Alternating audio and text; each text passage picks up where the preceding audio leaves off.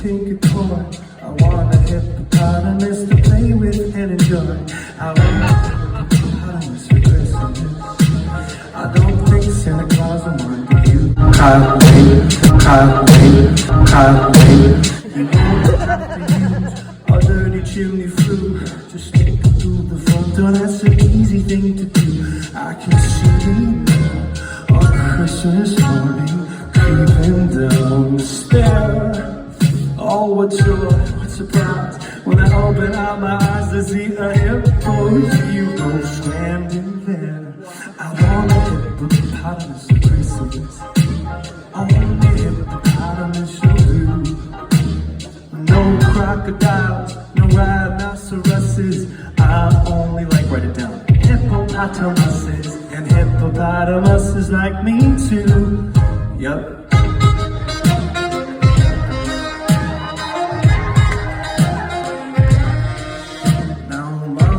A hippo, leave me up with that. Teacher says a hippo is a vegetarian.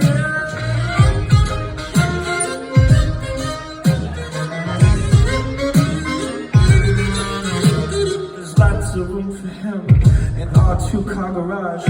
I'll feed him there and wash him there and give him his massage. I can see me now on Christmas morning, creeping down the stairs. Oh, what joy, what surprise, when I open up my eyes to see a hippo hero standing there. A hippopotamus, right back. Only a hippopotamus to kill. No crocodiles, no rhinoceroses. I only like those hippopotamuses and hippopotamuses. Hippopotamuses like me too. They do. That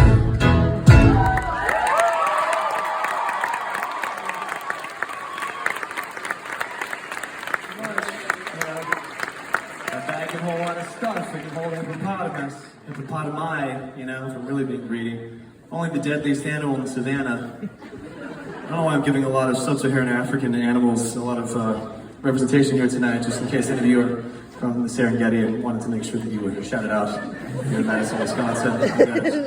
Hippos, you know, hyenas. I wonder if it's more deadly. I actually don't know that. I think hippos really are. I think they're like the leading guys. What did I just hear? No! No! I survived a hippo attack. I know, they're not as deadly. Few hippo attacks. You guys know, so in the early 50s, Gayla Peavy was 9 years old when she recorded that wonderful little novelty song, which was a huge hit. And it was such a beloved hit. She's from Oklahoma. She's still living, she's 80 years old, bless her. May she live another million years.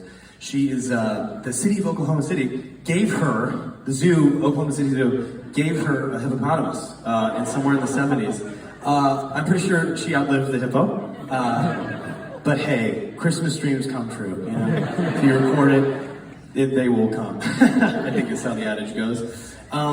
So what did we do? We did Hippopotamus. I had to record that song, and I had to do it in the way that I did because I don't know, like, there's a lot of these songs that just come out of nowhere. You know what's strange? I meet people all the time that will hear that song and go, I love that song. Did you write that song? And I go, I fucking wish. Is it gonna be like touring this record? Like, I love performing, I love doing this, but if I had that kind of royalty money, I'd be sipping champagne with T Swift in my castle in the sky right now. Royalty money, honey. I don't think that's actually how much money you would make, I'm just dreaming. But the whole point is, I love that song. And I love it because my mom, who I wouldn't categorize as necessarily athletic lady, she's quite spry. Anytime that song would come on the radio, she would like apparate from the other side of the house and I want it. She would do like a whole dance to it. And I'd be so impressed every time she would do it. So much so that I can't actually play it. I have to wait for the radio to decide that it's time for my mom to do her best sort of, you know, RuPaul Drag Race sort of lip sync. She would medal in that competition, by the way. Just putting that out there. No, that song's always been special to me because I've always been, you know, I think of my mom when I hear that, and of course, you know, think of parents and family, people we love. But I wasn't going to do it the way that it's always been done, right? Because it's always done, I always hear female vocalists. I remember when I was 9 when I heard the song, and I remember thinking, that's not a 9-year-old, that's a grown-ass woman. You're out of your mind. And I remember thinking, God, she's 9. Boy, Darren, you gotta get your shit together. Catch up with Gayla Peavy. So, in order to honor the song, we do something that is a little more, shall we say, Darren, Christmas. I wanted to do something kind of, okay, I'm going to take you on a sort of musicological journey. Any musicians here tonight? Woo! Actually, an awful lot of you. So we're gonna take you through the kind of how, when, why, where of this particular recording. So you haven't met this wonderful gentleman to my left, Mr. Mark McLean, the Clean Machine himself, has been playing drums for us. Can you play the original record, that sort of like jaunty little march tune that just sounds like a child running through the living room? I'm a special little big boy making my Christmas list, right? It sounds so adorable and boyish.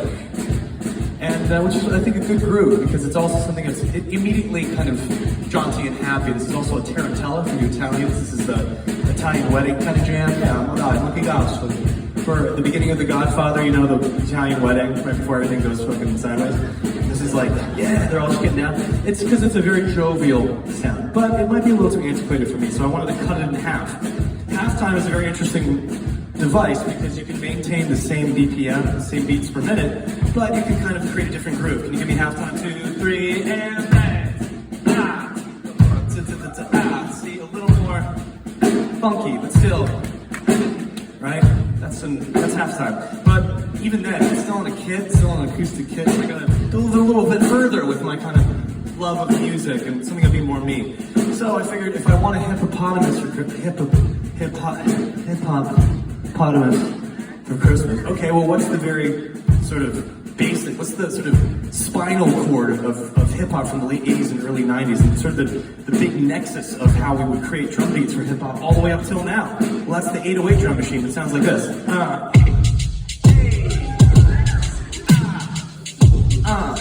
Yeah, right? A little more funky, and this is the kind of groove that I want a hippopotamus to. Thank you, Mark. So that's the kind of breadcrumbs we're following. You start with one thing, and then go there. But guess what? Same song. It's a bit like a play or a musical. You have Shakespeare. You have one line. To be or not to be, that is the question.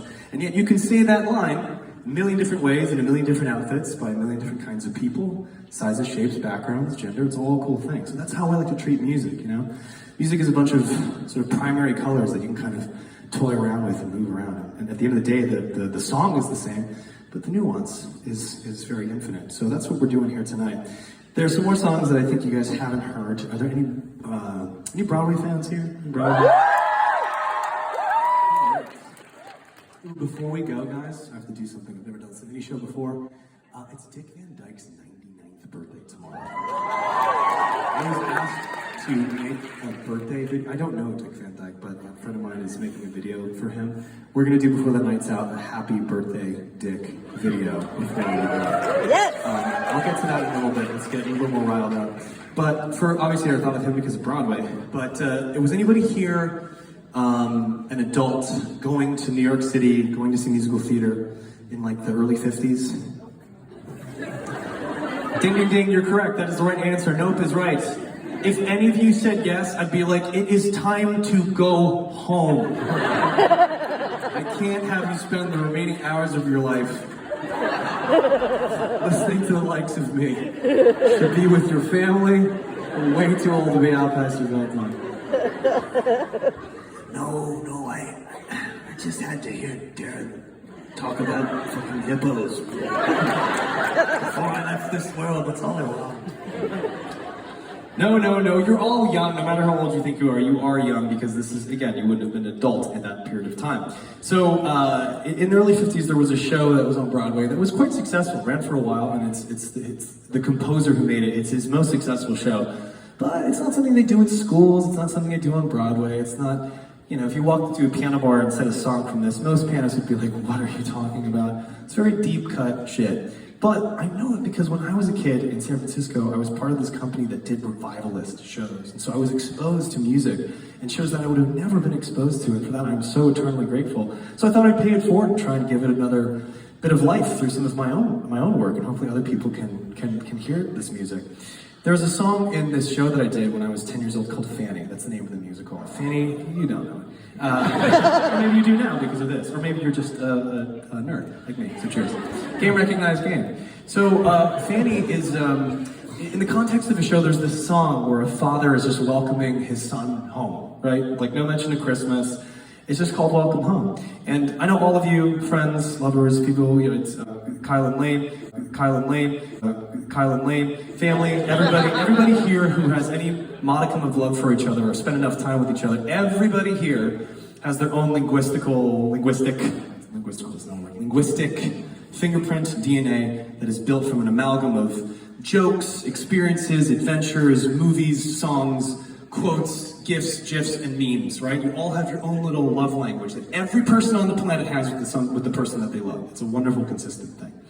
And for my family, when we come home after being gone for any amount of time, we would always kind of like casually quote this song. And I had 31 steps going up to my house in San Francisco, because, hills, that's the way it works. And we'd always sing little lines, and it was always just something that I thought of during the holidays, particularly when I started leaving home, right? When I'd come back, where the home I grew up in was not the home I lived in anymore. When that turn point happens, it's happening to some of you, maybe it happened a long time ago, but it's a big change in your life. You're like, fuck, like what is home? And you start to realize that home isn't necessarily the place. It's a frame of mind, it's a person, it's a thing, it's a lot of different things.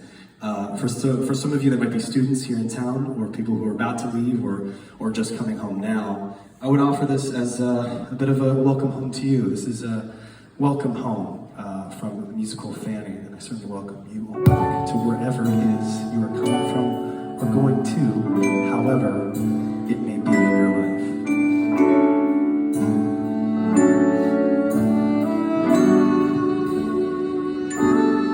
Welcome home, says the street, as I hurry on my way. Welcome home, sings the gate, like a song.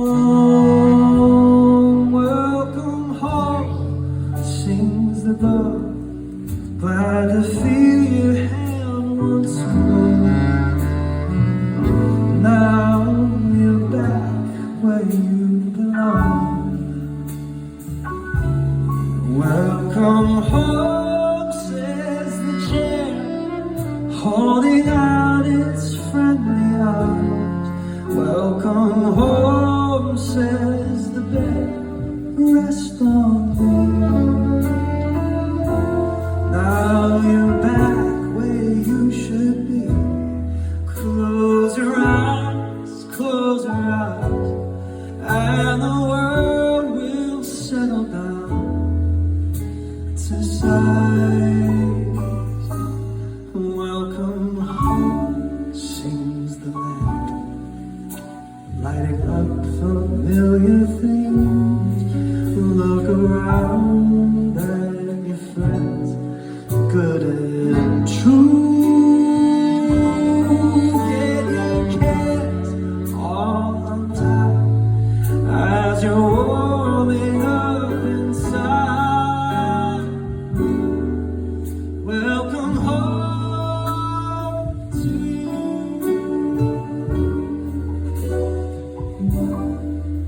Welcome home to you. Now let's face it, travel or getting home during the holidays, especially in the Midwest, is a hassle. Inflated prices, it's cold, there's traffic, it's congested, it's stressful, there's a clock, you gotta get there in time.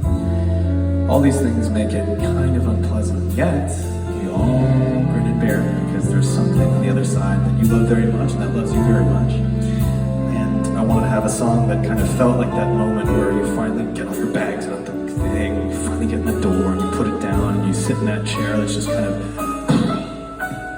welcome home, ticks the clock. Now it's time to get undressed. Welcome home, sings the floor to your shoes. Then you turn out the light, and the darkness says goodnight. Welcome home to you. Welcome home to